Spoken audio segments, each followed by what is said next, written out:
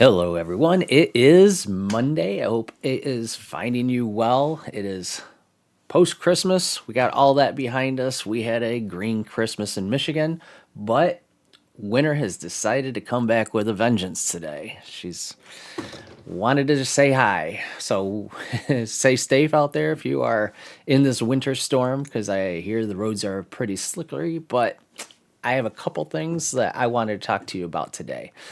Well, it seems that China is not happy with us. Let me get over here.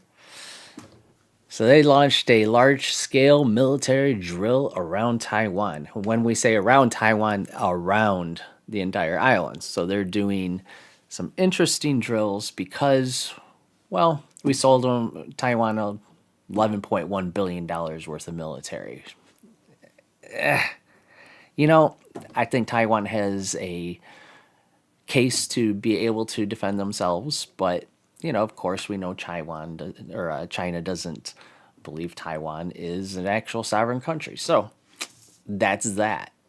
What happened? They deployed Army, Navy, Air, rocket forces in live fire drills around Taiwan on Monday. What? That's today. Encircling the island in 5 designated zones with 10-hour restrictions beginning at 8:30 a.m. The exercise, codenamed Justice Mission 2025, simulates blockades and strikes on key ports. So basically, what they're saying is they put a simulated blockade to see if they could keep any external forces from entering should they invade Taiwan. That's not good. That's not good for Taiwan, and it's not even good for China. And I'll get into that in a minute, just to kind of explain why all this is terrible. It doesn't help anyone. So the drills threaten, of course, navigational safety in the Taiwan Strait. It's one of the world's biggest shipping lanes and marked the first time China explicitly practiced deterring foreign military intervention. They think this is the sixth one. They've done it 5 times before, but this is the first one that they actually specifically state that they are trying to keep any other military from intervening. So why is this important for us? Because we're just dividend dudes, right? We invest in dividend stocks. We try to make good decisions based on the evidence and information that's available to us, and this is one. So think TSM, the Taiwan Semiconductors. Also, there's a lot of other industry in Taiwan, but that's one of the biggest ones. Think back to 2020 when it was a pandemic and things were shut down, the supply chain was all messed up, semiconductors were not being made or shipped, or if they were shipped, they were stuck at ports because there weren't enough people to offload the boats. And what happened? Car companies suffered because they didn't have the chips for their cars. There was thousands of cars on lots that were made, but were just waiting for a chip to actually function. Computer sales, just the Internet of Things, phones. I mean, Apple was very negatively affected by that. This would be that on steroids, because if China does go into Taiwan, it's not within their best interest to destroy Taiwan. That's not what they want. They just want to absorb Taiwan back into China. And if you look at it, Taiwan is tied with Switzerland for the 21st economy in the world. So they do a lot of export imports, and a lot of their GDP is up there with Switzerland. That's not insignificant, right? And that's what China wants. They want them to become part of China so they could claim that and get all that for themselves. Now, in a scenario where they go in, they got the military that they could just level Taiwan if they wanted to, right? If that was their goal. But all that commerce would be leveled as well. So that's not really what they want. I think they're trying to get in to take control, kind of like Hong Kong, and absorb all that money, right? It's about $1 trillion worth of commerce and GDP. If for some reason TSM, the factories were leveled, then if you look at, I think it was 60%. I'll find it. Yeah, I believe it was 60% of the world's semiconductors still come from TSM.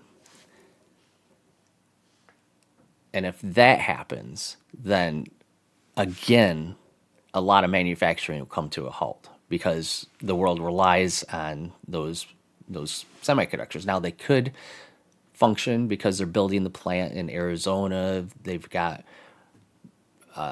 contracts for Japan to put more manufacturing into there, and so they're trying to diversify outside of Taiwan in case this happens, so they could continue to work.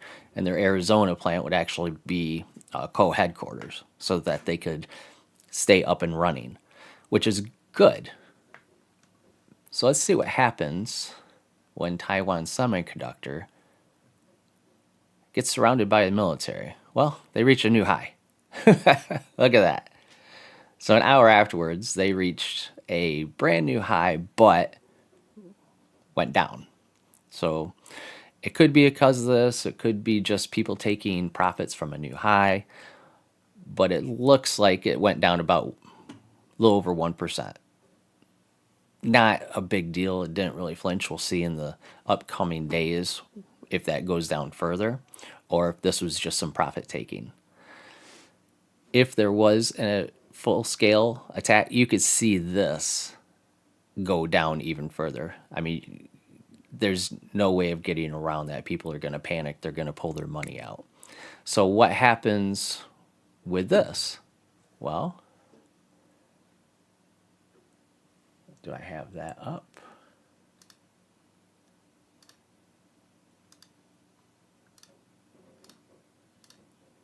It closed. Well, I had it. There we go. NVIDIA finalizes a $5 billion purchase of Intel shares. Now, if you know we were talking about Intel a couple years ago, it is up in our portfolio. So if we go to that,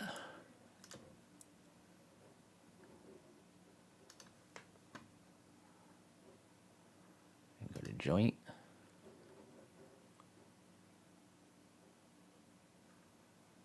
you can see Intel is up 48%, almost 50% for us since we purchased it. And this is what we were talking about back then. Intel was bringing their factories back into the US because of the tariffs and because of 2020, the semiconductor shortage was really prudent for them to begin manufacturing back into the US. So if something did happen to the world again, we could still manufacture chips, and that's what they're trying to do. They have their foundry and their chip design sections not doing great, but they're still trying to get that up and running. And this is part of that. So NVIDIA, in a hope to diversify their chip making from TSM, also investing in Intel to help them bring their chip factories into the US. And this is a very good thing for us, a very good thing for Intel. And as you can see, the Intel shares are going up because of it. This is something that we as a country need.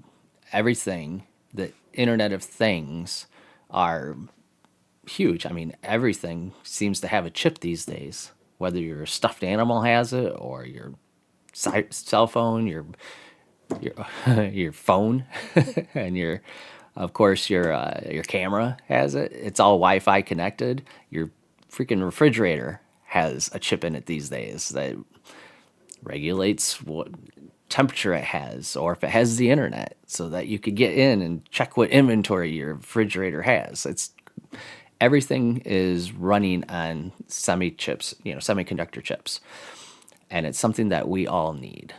So we need to protect the process for which they're manufactured. And we also need competition to keep the prices down, right? So Intel needs to succeed. NVIDIA recognizes that, and they're investing heavily into Intel to bring it up. Now, Amazon has their chips as well.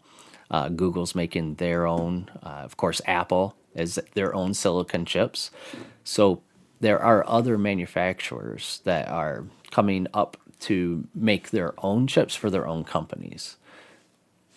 But there is a very big need for Intel still. One of the things that is coming up for NVIDIA is, of course, the AI. They're heavily into AI chips to do the training based, model based chip building so that they can train the AI on their chips. Now, one thing that's coming up is inference. Yeah, inference AI model training. It's not training anymore. So basically, training takes a large set of data, throws it at the AI so that it can sift through it and learn all the basics of what you're trying to train it on. Then it could make a model to be able to predict what it needs to tell you based on your questions or situations. Inference, on the other hand, is the next step. That is taking the AI trained model that has all the information. I mean, you're still going to give it information, but it now has a subset to be able to draw upon. So the inference chips are faster, take less time to compute, and take less power, less electricity to actually run. So it takes whatever question you give it, draws from the already created training to make a decision on what it should output to you. Basic difference. It's a very simplistic answer, but that's basically it. And that's where the next step in AI is coming from. Amazon is starting to make their own silicon chips so that they can be in that with AWS, one for their own, hardware and servers and manufacturing, and one to sell to others. NVIDIA also is getting into that space, and they need a partner to be able to make those chips. And that's where Intel comes in. So going back to Taiwan, this is interesting because if for some reason Taiwan Semiconductor does have either a blip in service where they can't perform chips because of a blockade, because they can't get things in or out of the Taiwan Strait, or if, God forbid, China actually does take control of Taiwan, then there's going to be a delay in service there somewhere. That's where Intel and these other makers will swoop in, hopefully, to be able to take up that 60% production. It's going to be hard. It's going to be a lot of pain, but hopefully they can ramp up production before any of this happens. Hopefully none of this ever happens.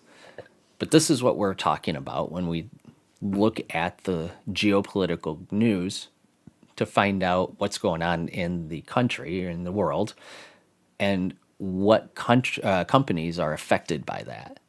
So when you look at sites that only do that type of stock analysis, where it's just looking at their books, their finances, and doing the number crunching and figuring out whether they want to buy it, you also have to look at this stuff. And this is kind of where we start. We look at what's going on, who's affected, and then go from there. Now, it might not be TSM. It might be people who supply TSM. It might be other companies who look to benefit from TSM going on. We don't benefit at all, but some companies will, and TSM themselves. So if for some reason TSM does go down in stock, that might indicate a buy opportunity, depending on what's happening there. If they get destroyed, well, that's one thing. But if it's just occupation and they could be emancipated or, some sort of resolution where it's not a bloody war, then that could be a very good buy opportunity for TSM. So we have to look at those, look at the numbers, find out how far they're down, what's their bottom line, and they're a good company, right? They make a lot of money. So those are one things that we're looking at. And this is one I'm following very closely because, yeah, we're in the IT field. We follow IT type companies. Even though we don't buy a lot of them, it's still something that we follow. This might be one to pair with Intel that we already own. Or we might just put more into Intel. Who knows? So that is one thing that I wanted to bring out to figure out exactly how all that will play out.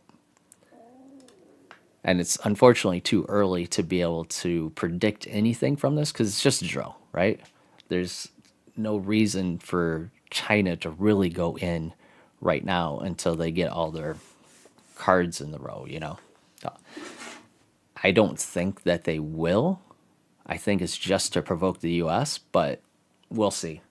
They do really want that commerce and they do want Taiwan back. It seems like that's the next logical course. Let's see here. Let's get this back. All right.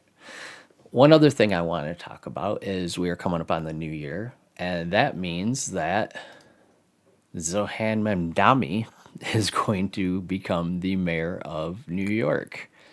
He makes a lot of promises. He is a Democratic Socialist candidate, which got elected.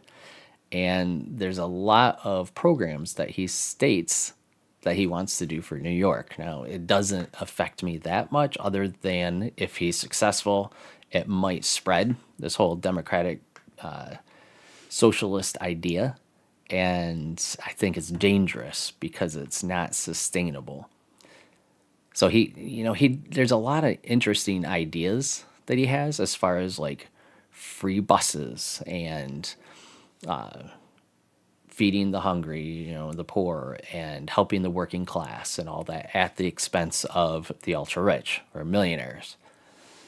But the problem I think he's going to find is funding, because he stated before, don't send me any money. We don't need it. We're going to win anyway. Keep your money. And then after he wins, he has a ad that says, hey, you know what I said about don't send me money? Well, start spending because we need your money. And they do. They've got a $115 billion budget that they need to find somehow to fund. It's going to be interesting to watch as he fights with the governor of New York on where all that money is going to come from to do his proposals. So what do we look at here? So we'll assume on January 1st, with an affordable general including free childcare, fare-free buses, rent-frees, and government-run grocery stores. I mean, where's the competition in that? Having surged from barely one in early opinion polls, Zohan Mamdani rose to a movement candidate focused on helping working-class New Yorkers. That's where the votes are.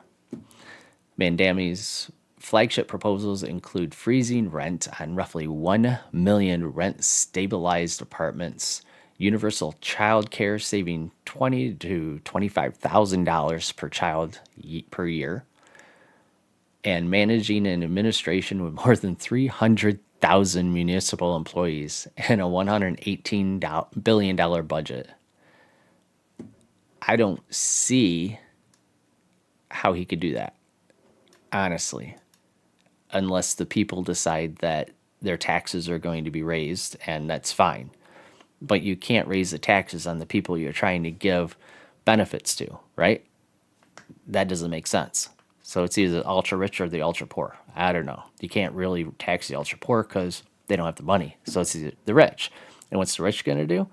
They have the money to just get out of New York. They might love New York, might have lived there for a lot of years, but they're going to flee, and they already started. So it's going to be interesting to watch this story as well, to find out what's going to happen with Mamdani and how this whole democratic socialist, I would say, experiment will play out. Because honestly, socialism has never worked anywhere. I mean, there's TikToks from Russia that says, hey, communism is great for us and we're doing great. But you're in one of the cities that has the money to support it, right? Like the rest of the country is just not a great place to live if you want food, shelter, water, and clothing, right? To keep you alive. That's basically what they get. That's it. So, I don't know. Let me know what you guys think on the whole democratic socialist idea. Do you think it's going to work? Do you think we could make this a country of democratic socialism to pay for the things that we want? I mean, the the government wasn't set up to be able to do that, right? So we'll see. And as far as Taiwan and China are concerned, how do you see that playing out? Do you think that China is going to go in? Do you think U.S. and Japan are going to intervene? I mean, it's within Japan's interest as well to keep Taiwan, right? Because Taiwan has built or is building a manufacturing plant in Japan, and they have good relation ties for trade, and they want to keep that, and they don't want China to edge even closer to Japan because they're not really friends. They never have been, but they're on speaking relation at this point. So you tell me what you think, how you want this to play out, how you think it should play out, and what companies do you think will benefit from either a conflict or no conflict regarding Taiwan. Well, that's pretty much all I have.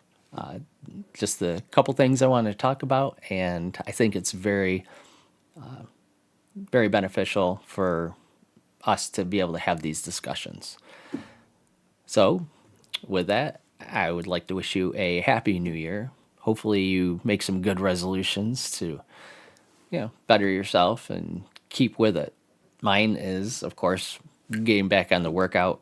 I'm going to have my surgery that first week, so I'm going to have a lot of physical therapy. So my resolution is to get on the physical therapy early and often to get back on the ice because I like playing hockey. And as always, happy investing.